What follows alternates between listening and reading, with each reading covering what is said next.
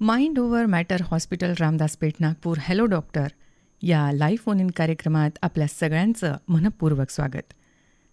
आजच्या hello doctor कार्यक्रमाचा विषय आहे बाल मनोविज्ञान आणि याविषयी मार्गदर्शन करण्यासाठी स्टुडिओत उपस्थित आहेत डॉक्टर कनक गिल्लुरकर शर्मा. डॉक्टर, आपल्याच्या कार्यक्रमात खूप खूप स्वागत आहे. थँक्यू.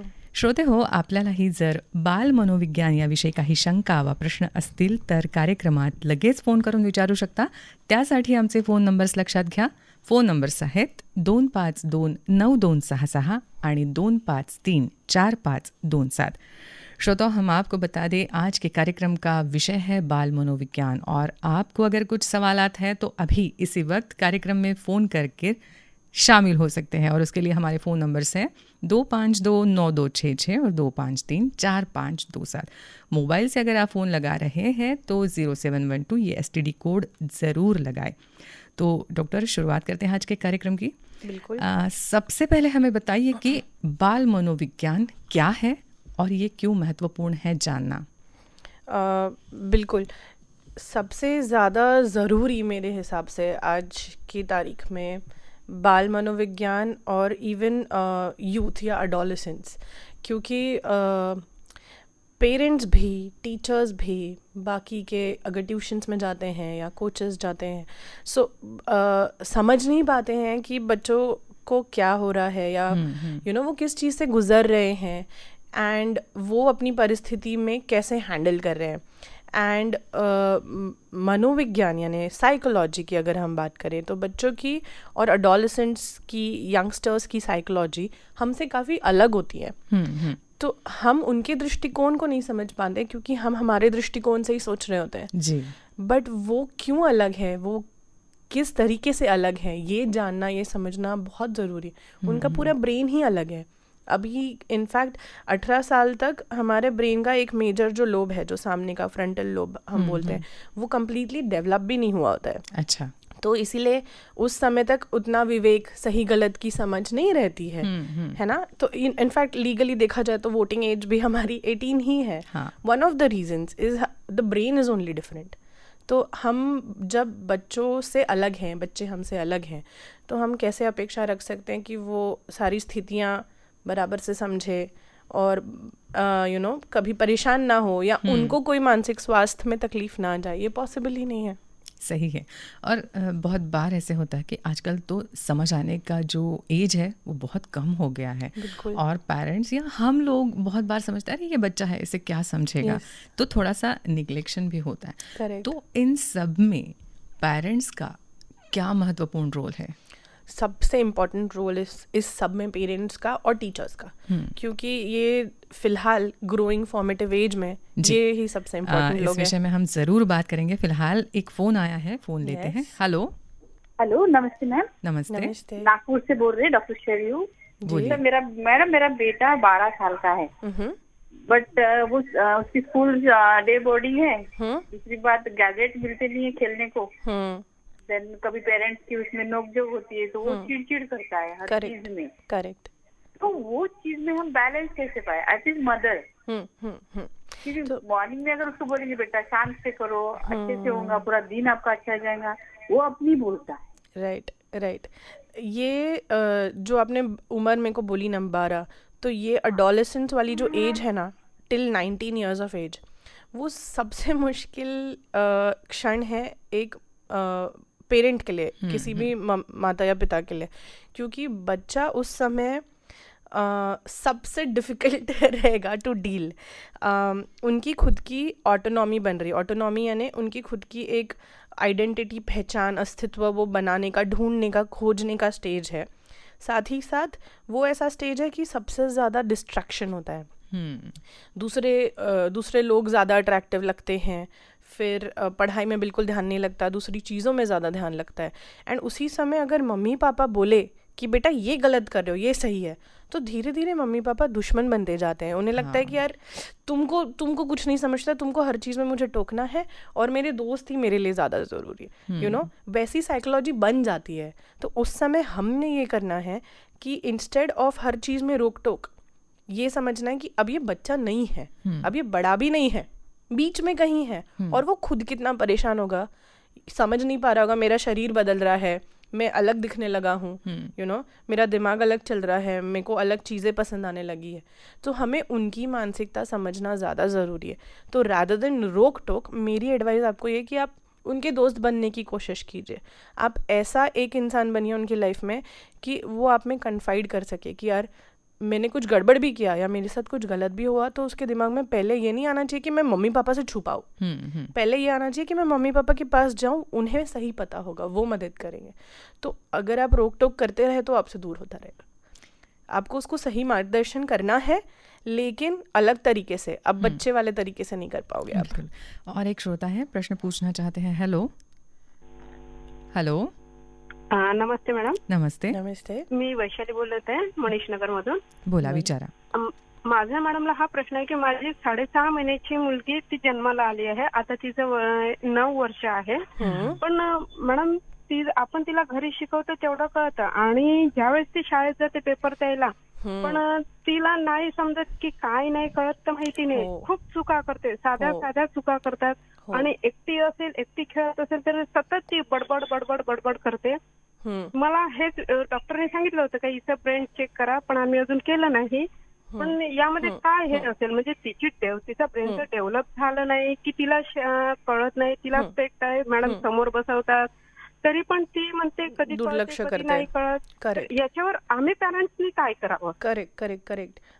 जे सगळं तुम्ही सांगितलं ना, हे काही सायकायट्रिक कंडिशन्स असू शकतात. म्हणजे हे लक्षण एका गोष्टीचे न असता 2-3 काही असू शकतं. ते जोपर्यंत एक सायकायट्रिस्ट ॲनलाइज नाही करणार तुमच्या मुलीला, जोपर्यंत तिची काही सायकोलॉजिकल टेस्ट, IQ टेस्ट, हे सगळं नाही होणार, फॉर शुअर नाही सांगू शकणार मी की एक्झॅक्टली काय आहे. पण माझी ॲडवाईस आहे की सर्वप्रथम तुम्ही एका सायकायट्रिस्टला भेटा. दुसरी ॲडवाईस आहे की हे बघा की हे जे तिचे लक्षण आहे फक्त घरी आहे की फक्त शाळेत आहे की अजून दुसरे 2-3 जागेवर है. फॉर एग्जाम्पल, जब वो दोस्तों के साथ खेलने जाती है या जब वो रिलेटिव्स से मिलती है तब उसका बिहेवियर कैसा है. बिकॉज अगर ऐसा रहा तर एक अति चंचलतेचा आजार असतो, ते वन ऑफ द रिझन्स असू शकतं. दुसरा, जर का एकट्यातच बडबड करते आहे, एकट्यातच खेळत आहे, स्वतःच्या दुनियेत रमून आहे, त्याचा अर्थ हे पण असू शकतं की थोडे ऑटिस्टिक ट्रेट्स असू शकतात. आणि हे भरपूर अजून काही कंडिशन्स आहेत जे असू शकतात. तर आई वुड सजेस्ट कि आप एक साइकियाट्रिस्ट से जरूर मिलिए, वो आपको अच्छे से मार्गदर्शन करेंगे. डॉक्टर, आणखी एक फोन आहे. हॅलो. हां, नमस्कार डॉक्टर, मी नागपूरवरून बोलतो आहे. नमस्कार. हां, नमस्कार डॉक्टर. सर मॅडम, मला एक माझी प्रॉब्लेम आहे.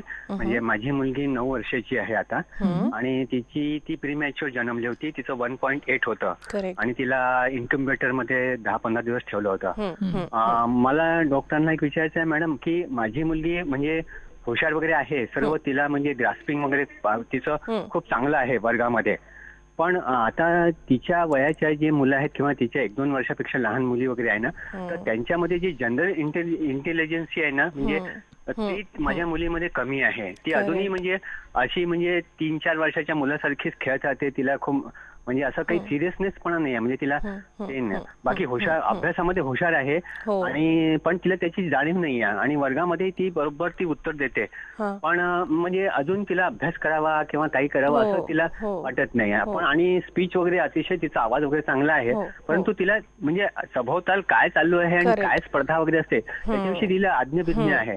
तर तिची आई, आणि मी तर जास्ती नाही पण तिची आई फार म्हणजे चिंता असते की ही कसं होईल. आता ही 9 वर्षे झाली, बाकीची मुलं असे तिच्यामध्ये जबाबदारी आली. म्हणजे ती तर मार्क वगैरे व्यवस्थित येतात का तिला? अंक व्यवस्थित मिळतात? हो मॅडम, बिलकुल. तिचं म्हणजे पाठांतर वगैरे खूपच जोरदार आहे, स्पष्ट उच्चार वगैरे. फक्त वागणं वगैरे हे सगळं समजत नाही. पण तिचं नाही का वागणं म्हणजे हे आहे, अनप्रेडिक्टेबल आहे. आणि झोपत नाही लवकर ती.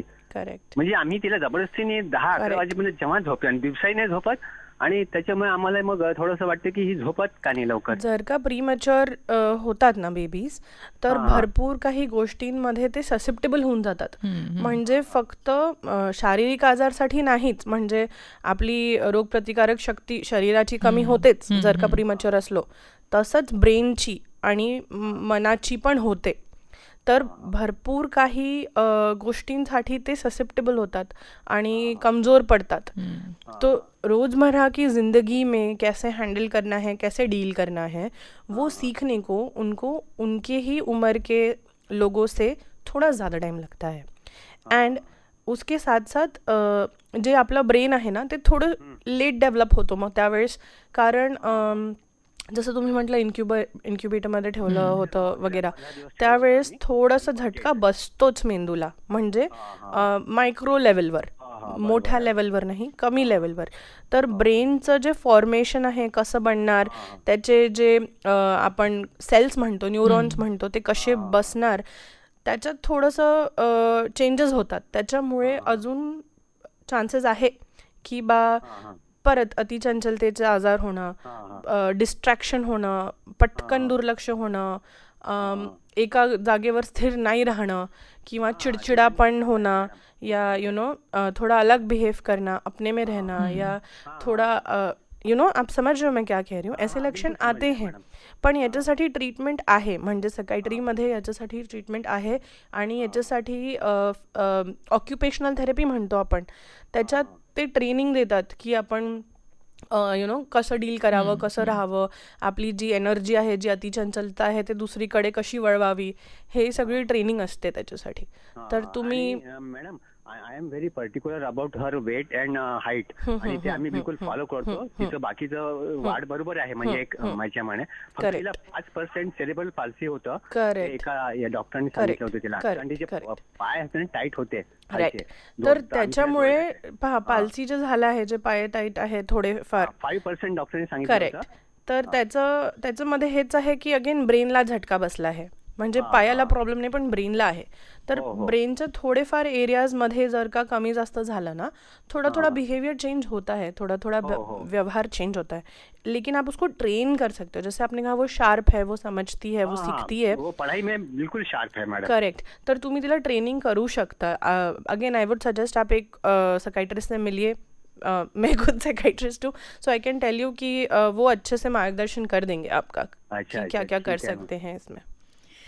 सच में ये विषय जो है आज का, ये बहुत महत्वपूर्ण है, क्योंकि एक छोटे बच्चे से बड़े को बनाना और उसको समझकर उसको अगर कुछ प्रॉब्लम है तो ये बहुत ही कठिन काम है.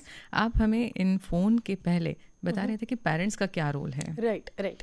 तो पेरेंट्स का, जो अभी हमारे कॉलर्स हैं ना, उन्होंने एक बहुत अच्छा एग्जाम्पल सेट किया है, विच इज़ वो सतर्क है. पहली चीज़ अलर्ट है, निगलेक्ट नहीं कर रहे हैं कि सो हमें ये बहुत ज़रूरी है कि हमें निगलेक्ट नहीं करना है. अगर ऐसा दिख रहा है ना, बच्चा मुजोरी कर रहा है, उल्टे जवाब दे रहा है, जो बोलो एग्जैक्टली उल्टा कर रहा है, कहना नहीं सुन रहा है, साफ़ सफाई नहीं रखता है, चिड़चिड़ा रहता है, खाना बराबर नहीं खाता, स्टफ लाइक दैट, तो हमको लगता है कि यार ये ना बच्चे की पर्सनालिटी में ही प्रॉब्लम, इसका टेम्परामेंट ही ये है, बच्चा ही बदमाश है, हम लेबल कर देते हैं उसको, इंस्टेड ऑफ थिंकिंग कि हो सकता है कि ब्रेन या माइंड लेवल कॉल आ गया है. हेलो, बोला. हाँ मैडम. जी बोलिए. हाँ, नमस्कार मॅडम. नमस्कार डॉक्टर मॅडम. नमस्कार मॅडम, मला विचारायचं, अरुण वाघ बोलतोय मी. हो. जसं आता माझी मुलगी 16 वर्षाची होती, आता 17ची झाली. तिला लहानपणी म्हणजे कॅरम, चेस खेळायची खूप हॉबी होती. तर जसं अभ्यासाच्या व्यतिरिक्त जर या हॉबी जर पोरांना डेव्हलप ठेवल्या आपण, तर त्यांना म्हणजे जसं म्हणतात की लहानपणी ओली माती राहते, जसं त्यांना आपण आकार दिला तसं ती हॉबी पण म्हणजे तिचं चांगली प्लेअर होऊ शकते. लहान पोरांना अभ्यासाच्या व्यतिरिक्त हे ठेवलं तर समोर जाऊन त्यांना खूप चांगला फायदा होईल. बरोबर. होतो अजी, बिलकुल होतो. तुमचं म्हणजे प्रश्न हेच आहे का? हो. ओके. हे मी स्वतः विचार करत होती की मी लिसनर्सला सांगायचं की जेव्हा मोठे होतात ना मुलं, जैसे 8th 9th स्टैंडर्ड में चले गए, तो हम को करिकुलर एक्टिविटीज़ छुड़ा देते हैं उनकी, थिंकिंग की एकेडमिक्स में ज़्यादा मार्क्स होने चाहिए, रिपोर्ट कार्ड अच्छा आना चाहिए, अच्छे कॉलेज में एडमिशन चाहिए, पर हम ये भूल जाते हैं कि हम उनको रेस में नहीं भगा सकते हैं. ओके. और हमें नहीं पता कि बच्चों के ब्रेन में क्या स्किल्स है, क्या नहीं. राइट. तो हो सकता है कि मैं पढ़ाई में अच्छी हूँ बट मेरी बहन ना हो, लेकिन वो सिंगिंग में अच्छी हो या वो स्पोर्ट्स में अच्छी हो.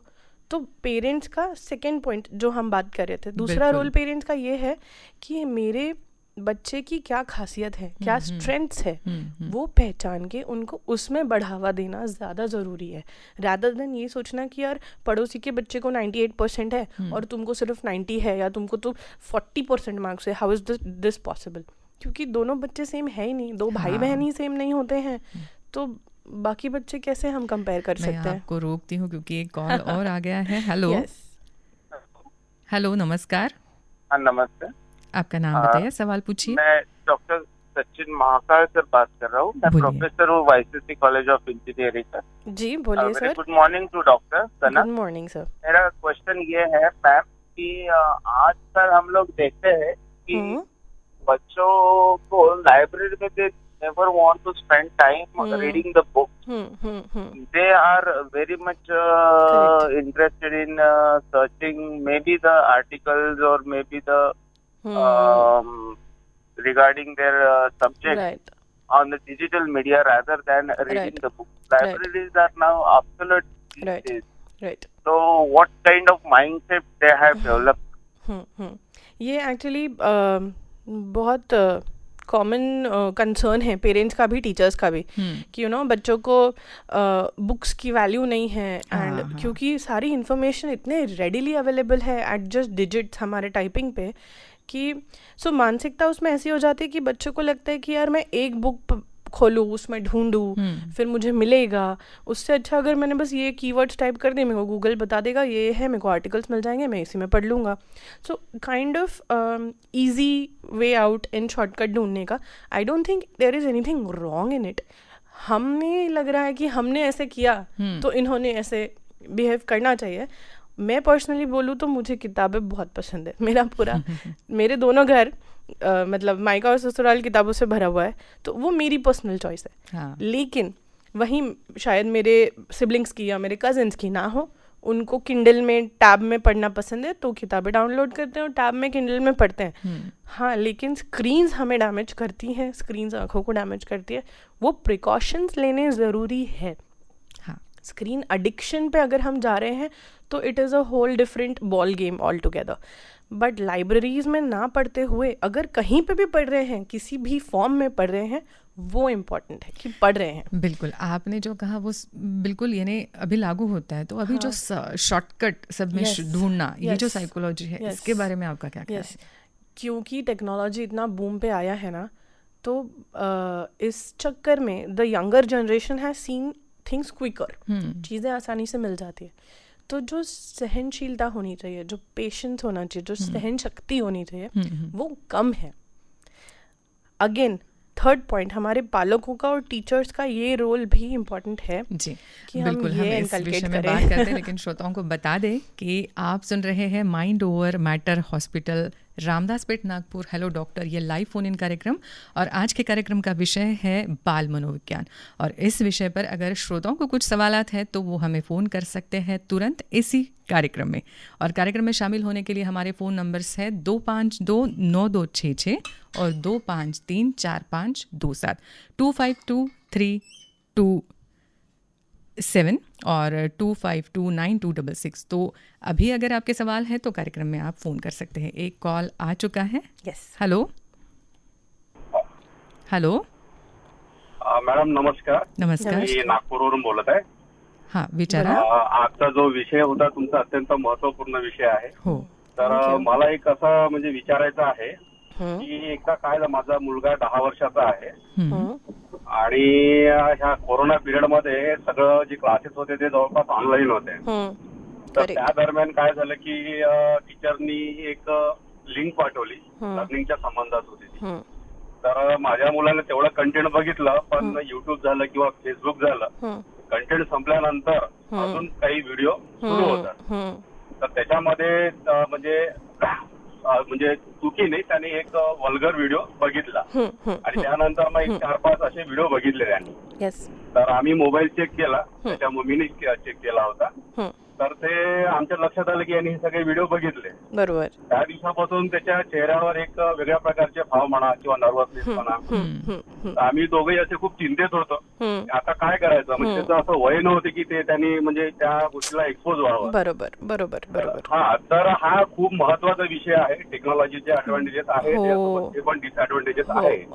तर म्हणजे हा, जे टीचर लोक आहेत त्यांनी म्हणजे काय करावं, म्हणजे पाठवायला पाहिजे की नाही पाठवायला पाहिजे, काय याची लिमिटेशन आहे. कारण टीचरला माहित नाही राहत पण हे असे म्हणजे काम माहित नसताना अशा चुका होतात. त्यांच्या बालमनावर खूप मोठा परिणाम होतो कारण they are not matured to understand that thing. बिलकुल. तर ते स्वतःमध्ये काहीतरी न्यूनगंड म्हणा किंवा एक नर्वसनेस म्हणा त्यांच्यामध्ये जाणवतो. हे खूपच इम्पॉर्टंट टॉपिक आहे डिस्कस करायला. इतका मोठा टॉपिक आहे आणि इतके सारी गोष्ट आहेत सांगायला. फक्त टेक्नोलॉजी आणि उसके बेनिफिट्स एंड उसके यू नो ड्रॉबैक्स. तो ये होता है कि हम एक चीज़ पे क्लिक करें, दूसरी चीज़ खुल के, दूसरी चीज़ खुल के, एंड फिर कई बार होता है की बच्चे गलत चीज़ देख लेते हैं. त्यावेळेस पेरेंट्सला सुद्धा कळत नाही आपण काय करावं. आणि टीचर्सनी जे लिंक पाठवली टीचर्स काय करतील. इसमें पहली चीज़ ये है कि आप सर फ़ोन पे, टीवी पे, लैपटॉप पे ना ऑप्शंस आते हैं पेरेंटल लॉक करके. आप वो लॉक वाला ऑप्शन क्लिक करके उसको सेट कर दीजिएगा. तो उसमें गूगल खुद, आपका कंप्यूटर और इंटरनेट खुद वो सारी साइट्स ब्लॉक कर देगा जो पॉपअप ही ना आए आपके बच्चे को, जो अनवांटेड साइट्स है जो आप नहीं चाहते देखे. दूसरी चीज़ ये है कि अब तो देख लिया है ना, अब तो उसको झटका बैठ गया, अब तो वो सोच रहा होगा ये सब क्या है, या यू नो जो आप बोले की नर्वसनेस अँड हे सगळं त्याच्या चेहऱ्यावर दिसतं. माझी ॲडवाईज आहे की ॲज पेरेंट्स तुम्ही त्याच्यासोबत शांततेने बसा आणि त्याच्याशी बोला. त्याला विचारा की बाब व्हॉट आर यू थिंकिंग, काय झालं, तुला काय वाटतं आहे, व्हॉट आर यू फिलिंग. हे सगळं बघून आम्ही आहो इथे तुला मदत करायला. यू नो, मेरी एडवाइस सारे पेरेंट्स को रिगार्डिंग सेक्सुअल इन्फॉर्मेशन बोली जाए अगर, वो ये है कि आप लोग वो इन्फॉर्मेशन का सोर्स बनो रादर देन बच्चे इंटरनेट पे ढूंढे. क्योंकि आप रिलायबल हो, आप ट्रस्टवर्दी हो. इंटरनेट नहीं है, कोई दोस्तों से पूछ के इधर उधर से बात करके ये सारी चीज़ें रिलायबल नाही. मम्मी पापा क्या करते की हे एकदम हे घाण आहे, हे छी आहे, हे याच्याबद्दल बोलायचं नाही अजिबात. त्यामुळे अब बच्चे तो क्यूरियस होते हैं ना. बच्चों को तो जानना होता है यार ऐसी कौन सी बात है जो नहीं बतानी है. क्यों ये गरम कुकर है, इसको मैं हाथ क्यों नहीं लगाऊं, क्या होगा. तो जब तक हाथ नहीं लगा के देखेगा उसको थोड़ी समझेगा कि झटका है या नहीं. तो मम्मी पापा ने सिर्फ ये नहीं बताना है कि गरम कुकर है हाथ मत लगाओ. मम्मी पापा ने ये बताना है कि बेटा इस बारे में आप क्या जानना चाहते हो, आप क्या पूछना चाहते हो, इससे क्या होगा, ये क्यों गलत है, या ये क्यों सही है, या ये कब सही होगा, अभी की उम्र में क्यों गलत है. ये सब चीज़ें आपने बहुत शांति से उनसे बात करनी है. उनको इस टॉपिक से डराना नहीं है, वरना वो और क्यूरियस होंगे. फिर वो अपने दोस्तों से पूछेंगे, वो इधर उधर पूछने की कोशिश करेंगे, गलत जगह पे जाएंगे, शायद और भटक जाए रास्ता.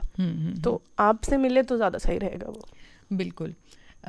वैसे हम पेरेंटिंग जो है उस विषय पे बात कर रहे थे, लेकिन आप हमें उसके पहले बताइए, वो तो बात करेंगे कि क्या करना है, लेकिन मानसिक अस्वस्थता के कुछ लक्षण होते हैं क्या, और वो कैसे पहचाने जाते हैं. राइट. तो बहुत सारे इस विषय में बात करते हैं, लेकिन एक फ़ोन ले लेते हैं. हॅलो. हॅलो. हाँ नमस्कार, बोला. नमस्कार, मी नागपूरवरून बोलत आहे. बोलिया. माझा भाचा आहे, तो पुलगावला मिलिटरी स्कूलला आहे. ओके. तर त्याच्या सरांची नेहमी कंप्लेंट येते आम्हाला की तो क्लासमध्ये पूर्ण वेळ झोपतच राहतो. आणि डॉक्टरांचं म्हणणं आहे, म्हणजे सरांचं म्हणणं आहे की त्याला कुठल्या तरी डॉक्टरला वगैरे दाखवा, तो का बरं झोपतो सतत. करेक्ट. इथे परत माझी ॲडवाईस आहे की तुम्ही सायकायट्रिस्टला भेटा. कारण 2-3 गोष्टी असू शकतात. ॲज सिंपल एज वो रात भर नहीं सो रहा है इसलिए दिन में सो रहा है. ठीक है, ये वेरी सिंपल हो सकता है. वो रात भर फ़ोन में यू नो वीडियोस देख रहा हो, गेम खेल रहा हो, या कुछ भी हो सकता है. या दूसरा रीज़न हो सकता है कि उसको सही में रात भर नींद नहीं आ रही बिकॉज वो वरीड है, परेशान है, शायद बुली कर रहे हैं लोग उसे, या यू नो डरता है, या जो भी कारण है. बहुत सारे कारण हो सकते हैं जिस वजह से बच्चा शायद रात को नहीं सो रहा, इसलिए दिन में सो रहा है. दूसरी बात ये हो सकती है कि there are some disorders, psychiatric और ब्रेन के डिसऑर्डर्स, जिसमें अति नींद आती है, बहुत ज़्यादा नींद आती है. एंड वो सब फाइंड आउट करना ज़रूरी है। इसीलिए ये बहुत अच्छा आपके वहाँ के टीचर बोले हैं कि आप डॉक्टर से मिलाओ, और मेरी एडवाइस है डॉक्टर यानी साइकाइट्रिस्ट से मिलाओ रादर देन कोई और स्पेशलिटी के डॉक्टर, क्योंकि वो ज़्यादा अच्छे से समझ पाएंगे कि एग्जैक्टली क्या हो रहा है मन में भी और ब्रेन में भी, दोनों चीज़ें ज़रूरी है। बिल्कुल डॉक्टर, इस कॉल के पहले आप हमें बता रही थी कि कुछ लक्षण ऐसे पहचाने जा सकते हैं क्या साइकोलॉजी के हिसाब से अगर देखे जाए? जैसे अभी हमारे बहुत सारे कॉलर्स ने काफ़ी सारे लक्षण पॉइंट आउट किए हैं। हाँ, वन ऑफ द लक्षण है कि दिन भर सो रहे हैं, या रात को नींद नहीं आ रही, या खाने पीने में प्रॉब्लम है, बहुत फसी हैं, बहुत चिड़चिड़े हैं, या ज़्यादा अच्छे से सोशलाइज नहीं कर रहे हैं, अकेले में ही रह रहे हैं, गुमसुम रह रहे हैं, या बहुत ज़्यादा रिटेलिएट कर रहे हैं, जो बोला एग्जैक्टली उसका उल्टा कर रहे हैं, and so on and so fourth. ऐसी बहुत सारी चीज़ें हैं जो बच्चों में होती है, साइकाइट्रिक कंडीशंस हैं जो होती हैं। बहुत बार हाइपर एक्टिव भी होते हैं। यस, अति चंचलता इतनी हो जाती है कि क्लास में भी ध्यान नहीं दे पाते हैं, पढ़ाई में ध्यान नहीं दे पाते हैं, जस्ट पढ़ने बैठे फिर तुरंत उठ के जा रहे हैं कि गेटिंग डिस्ट्रैक्टेड वेरी इजीली। जब पढ़ने बैठ रहे हैं तब आसपास की सारी चीज़ें ज़्यादा इंटरेस्टिंग लग रही है, एंड उस वजह से पढ़ाई सफ़र करती है, मार्क्स सफ़र करते हैं। प्रॉब्लम ये है कि हमारे पेरेंट्स को तभी रियलाइज़ होता है जब मार्क्स कम पड़ रहे हैं। हाँ, बाकी चीज़ों में नहीं रियलाइज़ होता कि बच्चा शायद सफ़र कर रहा है या शायद कोई साइकाइट्रिक प्रॉब्लम उसको हो सकती है। लेकिन मार्क्स कम हो गए स्कूल में, रिपोर्ट कार्ड में रेड आ गया, मतलब पेरेंट्स अलर्ट हो जाते हैं कि ये नहीं, कुछ गड़बड़ है। बट मेरे को आपको इसलिए अलर्ट करना है कि और भी बहुत सारी चीज़ें हैं, और भी बहुत सारे लक्षण हैं जो मैंने अभी बताए जो हो सकते हैं बच्चों में। अगर आप ये जल्दी पकड़ लो तो आप प्रिवेंशन की तरफ जा सकते हो। डॉक्टर, बहुत बार अभी हमने हाइपर एक्टिव बच्चों के बारे में बोला, बहुत बच्चे स्लो भी होते हैं। और एक सवाल ये है कि आजकल साइकेट्रिक के पास जाना यानी थोड़ी सी बुरी बात है, या हेजिटेट होते हैं लोग, तो ये कितना सही या गलत है? राइट। मैं ये तो मैंने भी बहुत नोटिस किया है कि लोग हेजिटेट करते हैं कि आम्ही साइकाइट्रिस्ट कडे का जाऊ, क्यों जाना हमने साइकाइट्रिस्ट के पास, वो तो पागलों के डॉक्टर है। बट एक्चुअली ऐसा है नहीं, ये मिथ है, ये एक गलत धारणा हमारे मन में बैठी हुई है। जी, एक फोन ले लेते हैं। हेलो हॅलो, आपल्या मोबाईलचा स्पीकर बंद करा आणि प्रश्न विचारा। हेलो, हॅलो, मी हिंगणघाटवरून लतिका बेलेकर बोलते। बोला मॅम, नमस्कार. नमस्कार. आजचा विषय खरंच छान आहे. थँक्यू. मॅडम, आपण जे म्हणतो की आजची पॅरेंटिंग खूप कठीण झालेली आहे आणि पहिलेचा काळ अलग होता, तर म्हणजे याला स्वभावाला औषध नाही असं म्हणू शकतो की अनुवंशिकता गुण आहे असं म्हणू शकतो? ये खूप इम्पॉर्टंट क्वेश्चन आहे, आणि खूप सारे कारण आहे ज्याच्यामुळे असं सगळं होतोय. फक्त अनुवांशिकता नाही आहे, पण खूप महत्त्वाचं आहे अनुवांशिकता. फक्त स्वभाव दोष नाही आहे, पण ते पण खूप महत्त्वाचं आहे. अलॉंग विथ दॅट आमचा एन्व्हायरमेंट कसा आहे, आम्ही कशा लोकांसोबत उठतो बसतो, शाळेत टीचर्स कसे आहेत. आपल्याला असं वाटतं बा कि स्कूल जा रहे हैं बच्चा तो सब ठीक है, बट स्कूल में उसके साथ क्या हो रहा है, आसपास के बच्चे उसके ऊपर कैसा इम्पैक्ट कर रहे हैं, कोई उसे तंग कर रहा है, बुली कर रहा है, या कोई गलत चीज़ें सिखा रहा है, या टीचर ज़्यादा ध्यान नहीं दे पा रही है. आजकल हर क्लास में इतने बच्चे हैं कि टीचर 1-on-1 ध्यान ही नहीं दे पाती है हर बच्चे पे, तो उस समय भटक जाना बहुत ईजी है. हाँ, और एक्चुअली बहुत ईजी है. तो अनुवांशिकता, आसपास का एनवायरनमेंट, फिर बच्चे जो स्वभाव लेके पैदा हुए, जो टेम्परामेंट बोलते हैं हम उस चीज़ को. कुछ चीज़ें हैं जो पर्सनालिटी बनती है बड़े होके, देखते देखते सीखते सीखते. हाँ. कुछ चीज़ें हैं जो हम लेके पैदा होते हैं, ठीक है. तो वो मिक्स, बहुत सारी चीज़ें मिक्स है कि मेरे जीन्स कैसे हैं, मेरी अनुवांशिकता कैसी है, और आसपास का एनवायरनमेंट कैसा है, including air pollution, noise pollution से लेके बाकी की हर चीज़. मतलब आप सोच लीजिए कि क्या क्या चीज़ हमारे ब्रेन को, हमारे जीन्स को इम्पैक्ट करता है. हाँ. जाते जाते एक बहुत ही महत्वपूर्ण सवाल कि बच्चे भी डिप्रेशन में जाते हैं. यस, बिल्कुल बिल्कुल. अगर एक ऑर्गन है, एक इंद्री है, तो वो डिस्फंक्शन करेगी. वैसे ही बच्चों को भी तो ब्रेन है, तो वो डिस्फंक्शन करेगा जी, उसमें गड़बड़ होगी. एंड दैट इज़ वाई मैंने पॉजिटिव साइकोलॉजी, पॉजिटिव साइकाइट्री पढ़ा ही इसलिए है कि बिल्कुल इस विषय पर हम अगले कार्यक्रम में बात ज़रूर करेंगे. एब्सोल्युटली. डॉक्टर मनोविज्ञान याविषयी आपण खूप छान मार्गदर्शन केलं, त्याबद्दल आपले मनपूर्वक आभार. श्रोते हो, आपण ऐकत होतात mind over matter hospital Ramdaspeth Nagpur. Hello doctor हा लाईव्ह फोन इन कार्यक्रम. आजच्या कार्यक्रमास तांत्रिक सहयोग प्राप्त झाला भूषण आत्राम, सुभाष शास्त्रगार आणि सतीश कोडमलवार यांचा. तर सादर करते होते डॉक्टर विजयसिंह राजपूत. कार्यक्रमाचे प्रायोजक होते mind over matter hospital Ramdaspeth Nagpur. तर डॉक्टर कनक गिल्लूरकर शर्मा यांच्यासह मी प्रांजली बाविस्कर आपल्या सगळ्यांची रजा घेते. नमस्कार. नमस्कार.